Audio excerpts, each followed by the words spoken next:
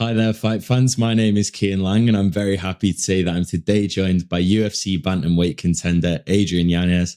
Adrian, how are we doing today? Man, I'm doing good. Just got done with a two morning session, so a little tired, but at the same time, I'm ready to get the day going. Well, 2 morning sessions. I mean, you're well underway, man. And I'd love to know how these past sort of 6, 7 months have been for you since your last fight. We haven't seen you in the cage for a while. What's life been like? It's been a little bit all over the place. Honestly, I finally started catching my stride back at the beginning of the year. Working on things, and then I got into Campo Moreno to help him out with the Ursig fight. Unfortunately, got injured, so that kind of made my timeline a little bit like more expanded. So kind of been dealing with injuries here and there. So sucks because I really want to get back in there and compete as soon as possible. But it's just you know it's just been an up and down road these past 7 8 months. So hoping to get back in there soon. Hoping to get cleared very soon so I can get back in fighting. Because I want to be active, and I feel like these past couple years, the inactivity kind of slowed me down. I was fighting like at least 3 times a year and kind of got slowed down to one to two to shoot. Still trying to get one for this year. So I just want to be active. Well, I mean, that's great to hear that the desire is there to be active. And on the topic of those injuries, of course, the specifics of them you don't need to reveal it all. But in terms of timeline and on getting back in there and getting back sparring, maybe is there any update you have on that, or is it just wait and see what the doc says? Uh, man, I've been training, kind of pretty much doing everything already. Everything feels good. I feel like at one point it was a little bit more mental than physical, like because the injury that I have, a lot of people usually don't like. They just usually kind of just retire, and now after having it, I kind of see why. But like everything feels good. It's like strong. Everything feels good, especially once I went to the UFCPI after the injury happened, and they were just telling me, yeah, you're pretty much good to go.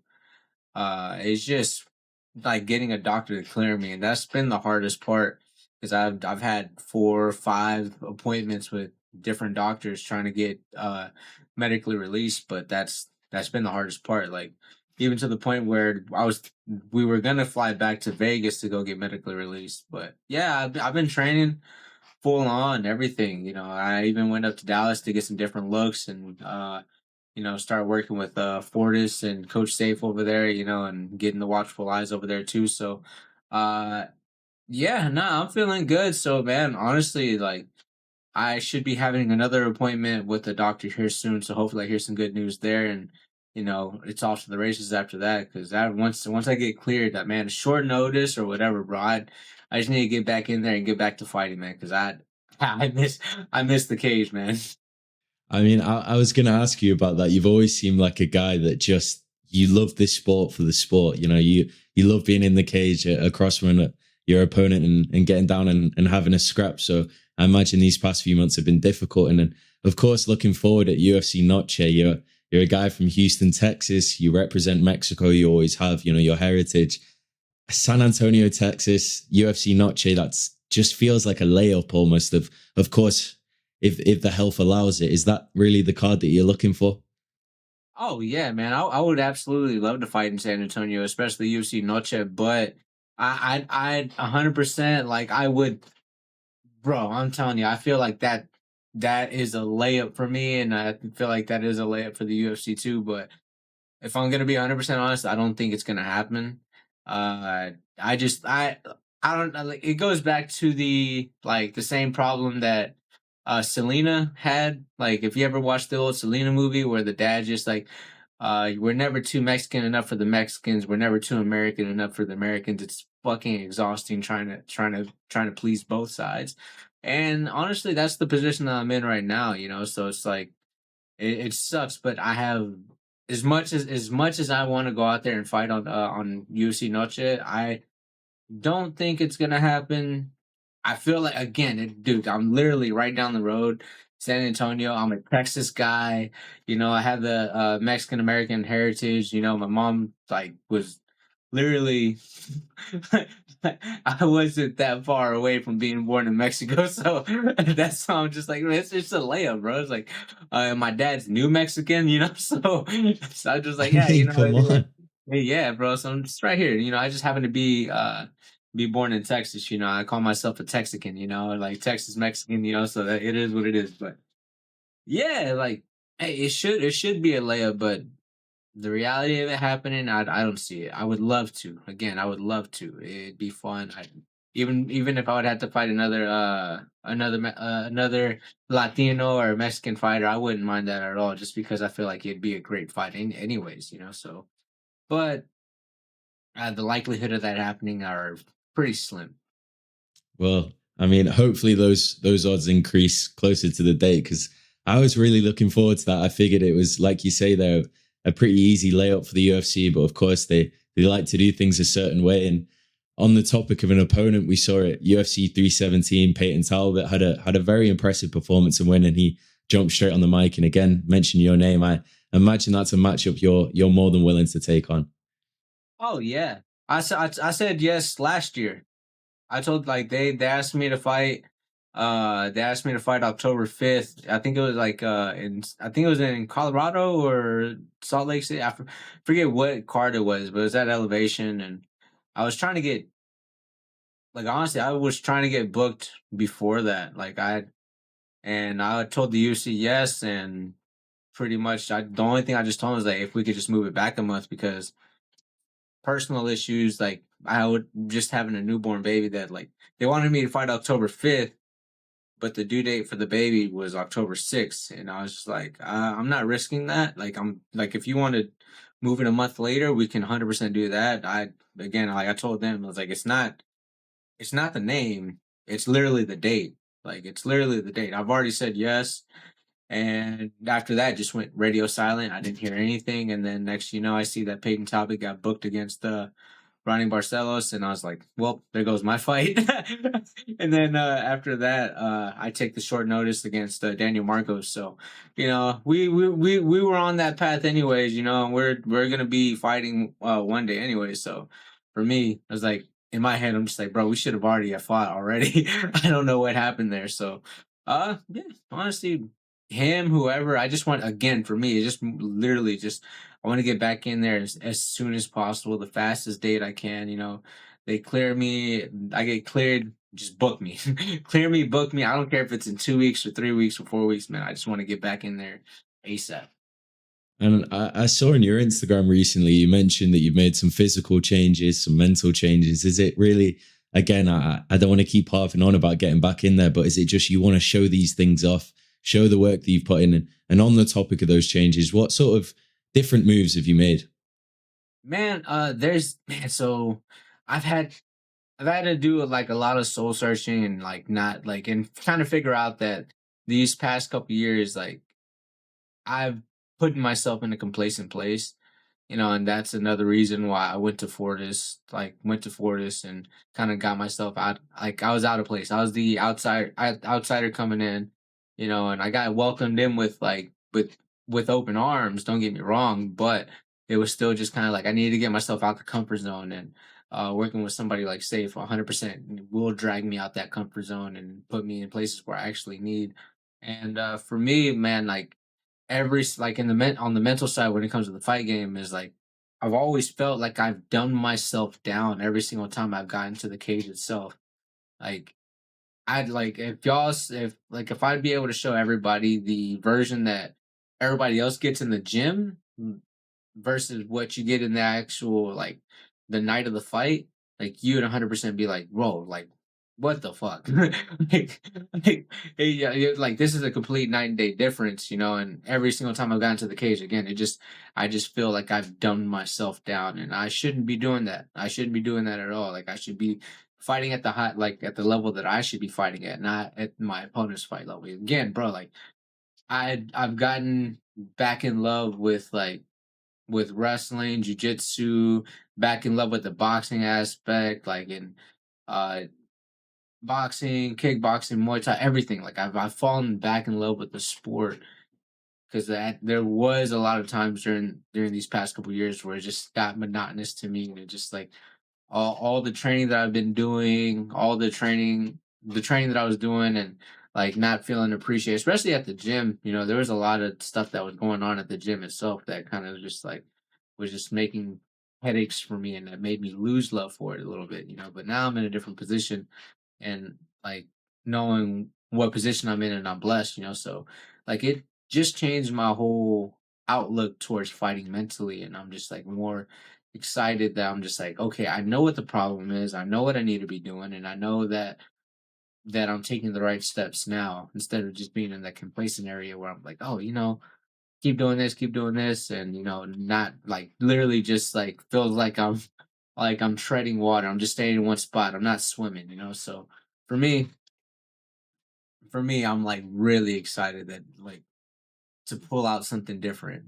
I'm ready. I'm really excited again because I didn't like I always hated saying it, but like it's one of those things where for me, uh, I don't push it out there enough just because I like it. Just for me, I've never like I like jujitsu. I love jujitsu and I love the wrestling aspect. And I feel like I need to do that, show that a little bit more, because I need to show off that I do have a black belt. Like, I have a black belt in jiu-jitsu, and nobody, everybody always looks at me like sideways every time I bring that up. It's like, yeah, no, I'm a black belt in jiu-jitsu. Like, well, the fuck are you doing? Just boxing with these guys? Like, well, yeah, you're right. You're right. I'm just the meathead that loves throwing heavy leather. So that's the part that like I need to show off a little bit more because I'm tired of getting those looks. I'm tired of getting those looks where people are just like, "You're black." I'm like, yeah, yeah, I am. So I need to go out there and show that I am. It's so funny that you mentioned that. I was literally having a conversation with one of my friends about a week or two, when this first came together. And I mentioned the fact that you're a black belt as well. And he's like, what? Like, Yanez, he's black belt? I was like, yeah, dude, he's not just got good hands. Like, if it hits the mat, you're good there too. So that's very funny to hear, man. And I mean, you mentioned there that this sport can do that to people. Obviously the camps, the training, I think people see it as brutal for the fight itself, and they don't even appreciate what you guys put yourself through. So to hear that you're on the right path and getting back in love with the sport is so good to hear, man. That's really good to hear. And Oh is yeah, it? yeah, yeah, and it's also one of those things, especially when you're surrounded by certain people, like where like a lot of times it is yes man, but then a lot of times like you kind of never get the contrasting middle, like or if like when you do like, and sometimes when you do, it's like it's the people that you don't listen to, like you don't hear, like you hear them, but you don't like it doesn't stick. Like I had people telling me that I was getting complacent, but it was just more along the lines like I had more people telling me like, no, you're doing all the work or you're doing the work that you need to do. And then other people who just, would cause the headaches for me. But the people in the middle, like again, like people like Rafion Stotts and like Cameron Smotherman, those type of people, I see them every day. So it's more along the lines of like, oh yeah, nah, I hear you, bro. But again, like sometimes just hard headedness and not listening to people that you see every day. Cause most of the time, like you see like your everyday homie, you're just like, yeah, yeah, no, like you believe him 100%, like, and you know it, but like it's like how serious does it take? Like I just had this experience because I brought two amateurs with me to Dallas to Fortis with me, and I always told them like in certain areas like, hey, like when we're doing this, like it has to be urgent. You got to go with urgency. You got to go with urgency. But then like they don't again they would just fly in through in one ear and out the other, and whenever we went, Safe was on him. Like Coach Safe was on him, and just like this needs to be fucking urgent. Every single time I look up and I look at them, they were like, yeah, yeah, I know. You don't have to tell me shut the fuck up. That's the vibe I got. Because they're like, yeah, I know, you're right, you said it. And honestly, I could be looking back at like the homies and like Cam and all them and just being like, yeah, y'all were right. So finally, like you have good you're always going to have good people around you. You just got to make sure that you're listening to them.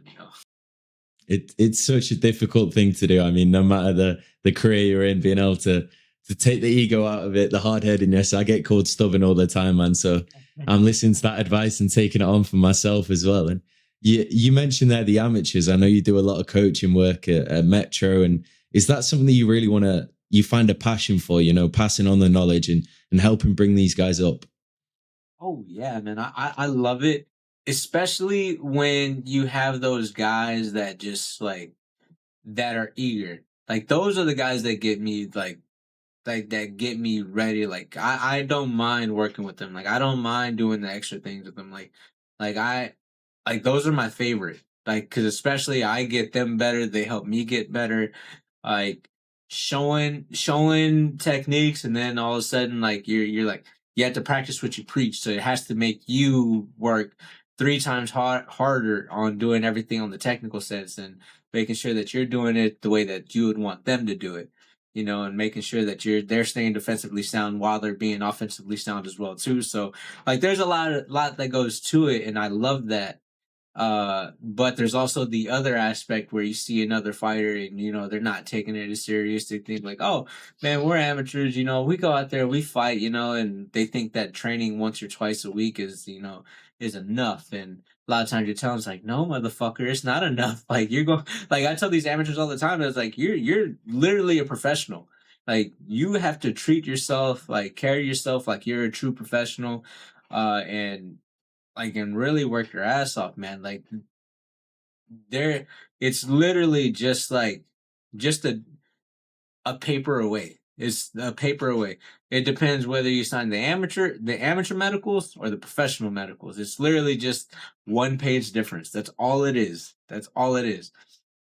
You're still fighting. You're still fighting in 4 ounces, especially in Texas. You're fighting in 4 ounces. You don't have no shin guards, no 7 ounces, no headgear, no nothing. It's literally an actual fight, and this is why I think like a lot of these amateurs already having pro experience, like whenever they fight in Fury, Fury Yeah. fighting championship, like they're getting the highest levels, they're getting on a really good stage. So it's like, bro, what's the difference between that amateur show that they would put on to the pro show? Everything is realistically basically the same. So for me, whenever I'm bringing up some of these amateurs, like, hey, bro, like this, like you have to treat it like it's your job. Like you might have this is your second job. This is literally you're gonna have to sit back and treat it as your first job as well as you do your first job. If you sit back and you fuck off, then I'm sorry, bro, but it's not gonna be a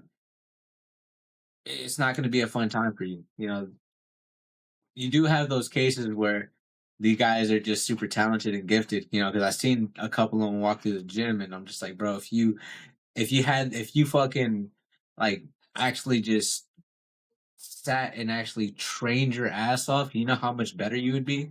And so for me, like I really want these guys to flourish, especially like I got a couple of guys that are fighting next weekend. We have a kid named Antonio who's making his debut. He trains really hard.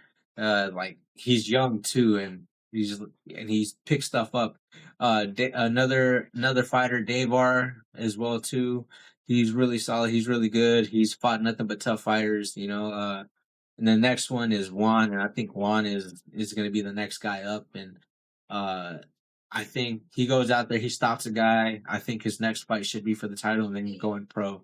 Like I love them again. Like for them, I tell them all the time. Like, whenever they need me, just give me a day's notice, and I'll do whatever I need to do to help y'all get to the level where y'all at.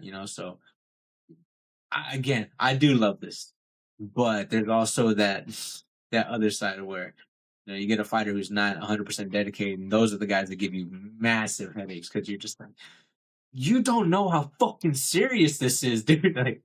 Like I've seen people work their asses off and get into the cage and be the best shape, the best mentally before, and then them carried out in the stretcher. So I've been on that side. I've seen guys never come back from that. So like I tell these guys all the time, like, bro, like it's just fucking dangerous, bro. Don't think it's all Don't think it's all like fucking like, oh yeah, we party, alcohol, drugs, bitches, and all that stuff. Don't think it's that, bro. You got to stay dedicated. You got to work your ass off because, again, this is a dangerous sport where, man, like a good one that like makes me always like that always makes me think. That always makes me think is my coach who passed away, Saul Solis. He ran a show, and one of the first MMA deaths in MMA came from his show. So it's like I remember talking to him about it and how he felt, how much that fucked him up. And for me, like hearing it from somebody who coaches me and also would run a promotional show, like it's a big reason why he stopped promoting. He shut his gym down and everything, and then finally one day he got back up to coaching again. But same thing. So I tell these guys to take it as serious as possible, man, because we like we're so close. My coach was running the promotion where one of the first deaths in MMA happened in his show. So it's like, so again, like I tell these people, they got to take it fucking serious. It's a dangerous sport, whether you're amateur or pro. It's dangerous. I think it's a really great message to share because I think a lot of the time now, I mean, especially with social media, we don't have to get into that, my opinions on that, but people see, a guy like Carlos Prates, for example, who don't get me wrong, I love, but then he'll get on the cage, he'll be drinking whiskey, they see him out partying, drinking beer, smoking cigs, and everyone's like, oh, he can do it. Maybe I can get it. And it's like, no, you're not. You're not Carlos Prates. Like that is not normal that guy can do that. He's just him and you're not him. So I think that's a great message to share. And I mean, the way you're talking about these guys, it seems like it really is sort of a give and take situation, a win-win almost with the coaching, that you must pick up so many lessons. I mean, when you're talking there and talking about the frustration, I know now you're never going to do that to your own coach or whoever's training you, Muay Thai coach, Jiu-Jitsu coach, because you know that feeling. And do you really feel that through coaching, that it's just bettering you as a person and a fighter? Oh yeah, 100%. Like again, like I've been we've been going through it as a whole team together, and like I let them know too. Especially with me doing all that I've been doing with trying to trying to get myself together so I can push the team in a better direction. Uh, like I let them know all the time too. It's like, hey guys, like I just want you to know, like don't do yourself the disservice. Like you showing in, like if training starts at 7, we're starting at 7. We're not lollygagging around. If you're like if you're fucking off and it's 7:05 and you're barely putting your gear on, like I'm sorry, bro. You got to, like, you're not welcome in this class. Like you got to come back and show up next time. Like, and if especially, bro, if I don't see you rushing and it's 7:05 and you don't, like, you're not rushing to put your gear on, trying to get in, trying to fit into the warm up, then bro, like, hey bro, you got to you got to go. It's like, cuz not only you doing yourself a disservice, but you're doing your teammates a disservice. We're not the biggest team at all. We're a good niche group and of small guys, but we all depend on each other. So it's like we're using each other to build, and we can't have somebody slacking off. We gotta stay on at all times. Again, small group, like very like tight knit group. So it's like, hey, we got to work together. I don't want to do him a disservice because again, he has a fight coming up, like Nathan and all that stuff. Like he's gonna have a fight coming up in August. A lot of his training partners are gonna fall off because he has a fight. Like all those guys have a fight coming up next week, so I have to do a little bit more extra. I had to bring some other people in to help train with him as well too. So, like it's a lot of give and take, and then most of those guys that are gonna be fighting next week, they're the type of people to show back up on Monday. So that's another good thing when you got fighters like that. Like they always want to show up and get better. So for me, like I absolutely love those type of training partners, man. Those are the best type. Uh but yeah, like there's a lot that goes to it, and man, like again, like it's only been it's gotten definitely a lot better and been running a lot smoother. My headaches have been I think of the past. Yeah, it still sucks, because you still have a couple, but man, I couldn't be happier. That's great to hear. And I think your team and the team that you guys have over there, I've never really seen that level of loyalty almost in a team. You don't really see it often these days. You know, like you mentioned, big gyms, that can be a hard thing to come by. And I think one of my favorite memories of yourself wasn't even one of your fights, although there's many great memories from them. It was when Cameron Smotherman made his debut against Jake Hadley. That you in that corner, I don't think I've ever seen a cornerman be that happy for a guy that to see the work pay off and see him get that opportunity. I'd love to talk about Cameron and what it means to you now. Obviously, you know, he's had a couple great fights since then. You know, the results haven't gone his way, but I mean, he stepped in there with Ricky Simon on 4 or 5 days notice. Who does that? That guy, he just seems like such a savage, man. Oh yeah, man. That here's the crazy thing is that Cameron didn't start training with us until like 2018. You know, and he still hadn't even had his first amateur fight or anything like that. So he was kind of starting brand new. He knew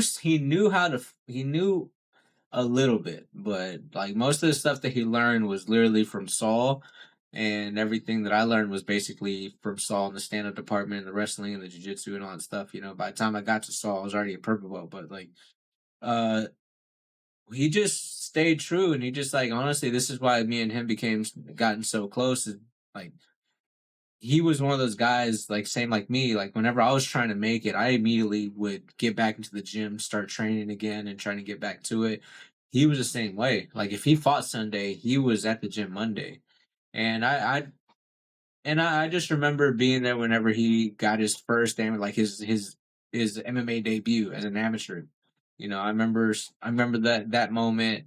I remember being in his corner. I remember all these things and seeing how much he worked. So, what even brought us closer to being to being friends and everything is like this whole thing during COVID and all that. So once COVID happened, like we were helping our coach move this stuff at the gym and turn into like a great friendship and all that stuff. And we both like literally just like we bonded over the fact that we were just always in the gym working hard. And honestly, like even to this day, like like I love talking to him about fights. Like even before he got into the UFC, even before he was like once he was an amateur, he was smart.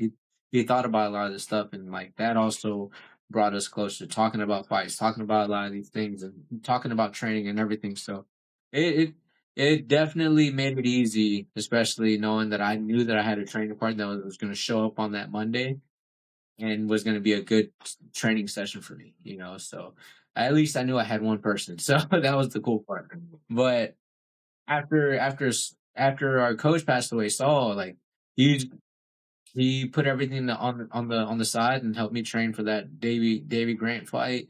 Like there was only him, Rafion Stotts, like one or two other training partners, but it was literally just us, like just training for a fight, and then it was my turn to help him, and it was just kind of like a like we again we butt heads, but at the same time, like it worked perfect because we're both trying to push each other to be better. And yeah, man, like I was extremely happy when he won the belt, like the like Fury FC belt, and then him getting his shot and to fight Jake Hadley as his first fight. You know, again he called me Tuesday and he was like, "Hey, bro, I'm taking this fight." I'm like, "All right, cool. You're all the way in the Middle East. What's going on?" He's like, "I'm on the way to the airport." So like, man, bro, I was so happy just again because like I was literally in his corner for almost every fight but one, and I remember talking to him after that, and I think he said that like he would rather have me put me in the corner, especially after that. Like I was like. We were talking about it back and forth a little bit, and I wasn't upset about it, but it was just one of those that's like I saw openings in that fight that I know he could have landed, but you know, there was just conversations. But uh, man, yeah, just but it's just so it's just so cool seeing someone that you consider a brother just like hitting that level that you know they could have. You know, they hit he like once he hit that expectation. Like for me after this, like bro, it's like you're good. Like we're gonna do what you the best we can. You know, for the both of us to stay fighting at this high level. I was like, but like for me, like anything past that Jake Hadley fight is just the cherry on top for me. You know, he's already blown past the expectations because I always knew he belonged in the UFC. It's just a matter of like him getting there, and you know that one was a great one. And then even that Ricky Simone fight, like him taking that. I think it was Monday night. It was Monday night when he called me, and he was just like, yeah, he's like, I think I'm gonna take that fight, and then pretty much like about a day later, it gets confirmed, and I'm like, oh, okay, cool. I guess we're going to Atlanta. So it was pretty cool, man. It was pretty cool. I loved it. And then on top of that, like heading to the back, he was a little heartbroken, but I looked at him. I was like, hey, bro. I was like, they loved you. I was like, that's the biggest thing. At the end, that third round, you're the one trying to fight. You know, it didn't go your way, but at the same time, like you made fans. Like, bro, trust me, everybody loves the way you fight. You go back in there, like I can't wait. Like Cameron is one of my favorite fighters just because I love the way he fights, and we're pretty close to similar. And so, yeah, like I don't know, I got love for the guy, man. I got so much love for him, man. He stuck by my side when a lot of people dipped out, you know, and yeah, there was a lot. I think that's kind of the way the sport is a lot of the time. I mean, people are very sort of topsy turvy. Again, with the social media, people get high on fighters. I mean, I remember before the Rob Font fight, the hype behind you was whatever it was, and now people are so quick to almost forget. When to me, I look at the bantamweight division, and I think 1-2 fights, you're already back in title contention in my mind. I don't know if that's just bias from me, but I don't see it that way. Is it sometimes hard as a fighter to deal with that sort of mixed? You know, you go from being everyone's favorite fighter to everyone's sort of like, okay, we're done with you now. How is that for you as a fighter? I'm not gonna lie to you, like 95% of it is positive, but the 5% that is negative, it really shines through. And honestly, bro, like it's literally again, it's just 5%. You'll get really positive interactions with everybody, but again, it just takes one person to ruin it. And I used to be a lot on Twitter and or X, you know, and I used to be on there a lot and really going back and forth with people, but then like again, one person ruins it all for everybody else, you know, so that's the part that sucks. But again, for me, I always knew fans were fickle, and I always like, you know, it is what it is. You know, like the sport moves on and moves pretty fast. You know, and for me, like I still got the people that really care about me at the end of the day. You know, so like I got a good group of people, and then on top of that, there's a lot of people that I still hit up to this that I'll still like send some random memes to, like from across the world that I've met because they were fans of mine. You know, so uh but yeah, like it's always just one it's always one of those things where it's like you can't really take it to heart. At one point I kind of was because especially like right after a loss that shit sucks, but after that Martinez fight I was just more like after that Rob fight like I saw how many people could be assholes, and especially on the internet where like most of the time they have an anime picture as the fuck as their profile picture. So I was like, yeah, so that's the part, you know, you'd be like, man, if I knew who the fuck you were, bro. But after it's more like, hey, you know, it is what it is, bro. People are gonna be assholes only online. Uh Nobody's really an asshole to your face unless they're drunk. And then but after that, bro, I'll poke fun of myself all the time, bro. Like after that Martinez fight, like they posted the fucking it was the gingerbread man and he had no legs. I reposted that shit. That shit was hilarious. That shit was so funny. Like even that Marcos fight where I got dick kicked and eye poked at the same time.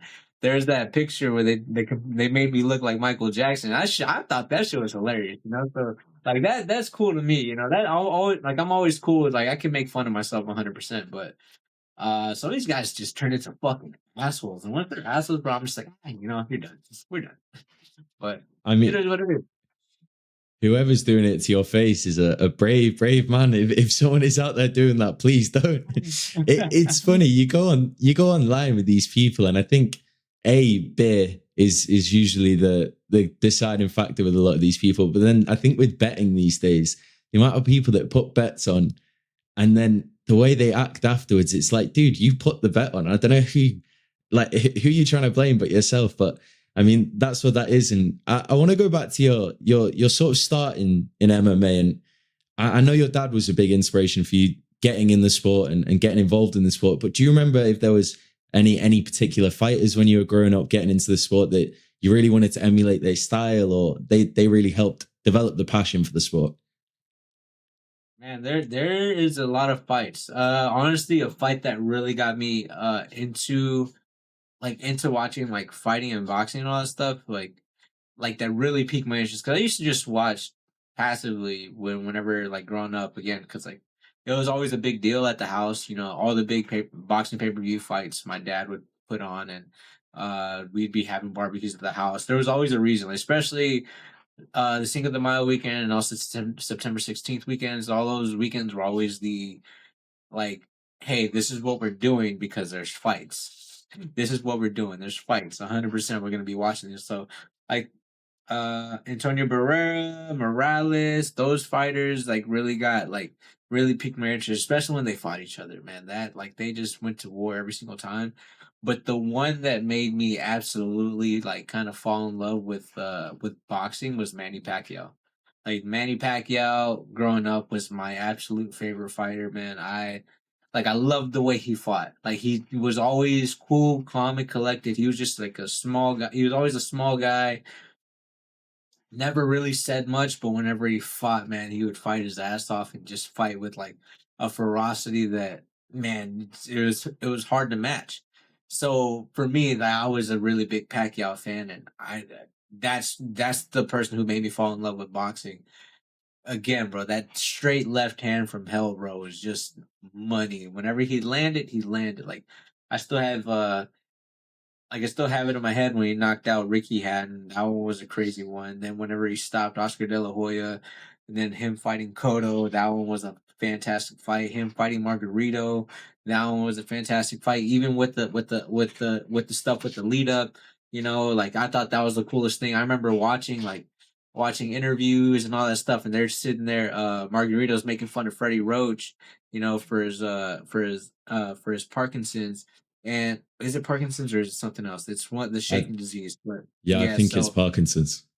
so like I remember like the beat like he was like, hey, once we get in the ring, I'm gonna show, and then he showed him, and bro, like that to me, that's the cool that's always been the coolest stuff to me, and man, again, this made me fall in love with boxing a lot more, and then finally one day, uh, just for personal reasons, there's a lot of stuff that my dad was going through at the time. My dad was an alcoholic. There's a lot of stuff that hindered us from even going into boxing. It just was rough times. But again, thankful that my dad was able to change his lifestyle during that time, and like was able to put us into things. And once we found jiu-jitsu, I fell in love with jiu-jitsu and did that for straight 3 years before I even did any other striking. So that's another thing that people don't know. I started jiu-jitsu before I started boxing. Yeah, so a lot of people still look at me crazy with that one too. So yeah, so it definitely was Manny Pacquiao, but the fight that really got me interested in like fighting itself was Barrera Morales, and the fight that got me into like the UFC and MMA was Matt Hughes and Carlos Newton.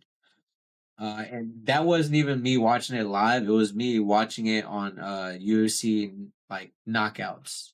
Like it would come on Spike TV, and after that, it was off to the races. It's so cool you mentioned the Pacquiao thing. I think that's one of the ones I was, of course, I don't know even know if I was alive when that happened, but when I watch it back, man, that's like it's so satisfying watching it. It was kind of like you with the Tony Kelly fight. I mean, that moment you knock him down and the double bird, that Yeah. was, man, that had to feel good in the moment. That one felt good in the moment, especially just because of the fact that like the story behind it. I was like I try to steer clear from it, but everybody was always gonna ask about like, oh, what do you think about this? And I'm like, well, it was a stupid comment, and it was a dumbass comment. He gets pissed off at the me saying it's a dumbass comment, or like saying I'm calling him a dumbass and all that stuff. Like, all right, whatever, float your boat to get you to this fight. I don't care. Like, but just ramping up, and then he did an interview with somebody, and that guy called me like a wish Mazel doll, and then Tony Kelly ran with it, and I'm just like, all right, bro, it is what it is, you know. Then he misses weight, still tries to talk shit at the weigh-ins, and I'm like, bro, all right, bro. I'm like, I'm gonna fuck you up, and then not only do we like are getting into it on the actual stage, we're in the back getting into it. Like we get past the curtains and we're still talking shit to each other, still trying to fight each other, and like it was funny. It was really funny because it was just like, all right. And then as we're walking out, I remember seeing him just flip everybody off and was like, I'm gonna get that one back, bro. Like I'm gonna get that one back. I know I'm gonna get it back. I'm gonna get it back. I'm gonna get it back. And then I didn't realize in the cage that he was flicking the camera off and all that stuff because I was just like so zoned in. Like I was like in my mindset was like, I'm gonna fucking murder this guy. I'm gonna fucking murder this guy. And then he started talking to me in the cage while we're fighting, and I just remember just being like, when I get you, bro, I'm gonna get you in my head. So whenever I hit him, like and I dropped him, fucking then I did fucking went world star on him at the last couple seconds. So yeah, that it felt really good. It felt really good, especially with just all the animosity that we had with each other, you know, and we still don't even like each other now. So it's like, it was one of those that it was a feel good, like me just slaying those extra couple shots and then giving the fingers, you know, that was pretty cool. But even then, bro, we still don't like each other to this day. Well, dude, it felt great watching it as well. I can't lie. As a fan of yours, but maybe not the biggest fan of his, I enjoyed that one quite a fair bit. And I've just got one final one for you. And again, I really can't thank you enough for your time today, man. It really does mean the world to me to get this opportunity to speak to you. I really appreciate it. Looking ahead to the next one, what can fans expect next time you step into the cage, man? Man, what I'm hoping is I don't dumb myself back down. Like I hope to be able to show like the Yanez that's been in the training rooms. Like cuz that Yanez is a world beater, but if I go back into dumbing it down, you know, like I'll still sleep a lot of guys. Don't get me wrong, but I know how good I am, and I'm hoping to get in that cage and showing off all my skills, not just the hands. Everybody fell in love with me for the hands, so it's like I would still love to throw some heavy leather and knock somebody out, make it easy, you know, fall in love with knocking people out. But I kind of do want to get a submission win, you know. Kind of do want to get a submission win. I think that'd be a nice add-on. I only have 2 subs in my career. I would like to make it 3. Well, I can't wait to see it, man. But once again, thank you very much for your time and best of luck in the next one. Hopefully we see you back in the cage soon. Thank you very much, man. Yeah. Thank you so much, brother. You have a good one.